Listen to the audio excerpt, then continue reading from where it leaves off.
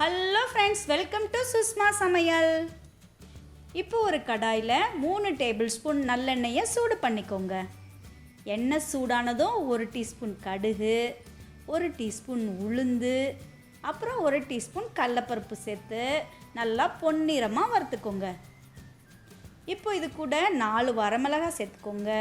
கூடவே 2 பச்சை மிளகாயும் சேர்த்து நல்லா மிக்ஸ் பண்ணிக்கோங்க. இந்த டைமில் 20 சின்ன வெங்காயம் சேர்த்துக்கோங்க. கூடவே 10 பூண்டு பல்லும், கொஞ்சமாக கருவேப்பிலை, அப்புறம் கொஞ்சமாக மல்லி இலை, தேவையான அளவுக்கு உப்பும் சேர்த்துக்கோங்க. இது கூட 2 பிஞ்ச் அளவுக்கு பெருங்காயம் சேர்த்து நல்லா மிக்ஸ் பண்ணி 3 நிமிஷம் வதக்கிக்கோங்க. இப்போ இது கூட 1 இன்ச் அளவுக்கு புளியும் சேர்த்துக்கோங்க. நல்லா மிக்ஸ் பண்ணிவிட்டு ஸ்டவ்வை சுவிட்ச் ஆஃப் பண்ணி ஆற விட்டுக்கோங்க. ஆற வச்சதை மிக்சியில் போட்டு தண்ணி இல்லாமல் அரைச்சி எடுத்துக்கோங்க. இப்போ இது கூட 1/4 டீஸ்பூன் வெல்லம் சேர்த்து நல்லா நைஸாக அரைச்சிக்கோங்க.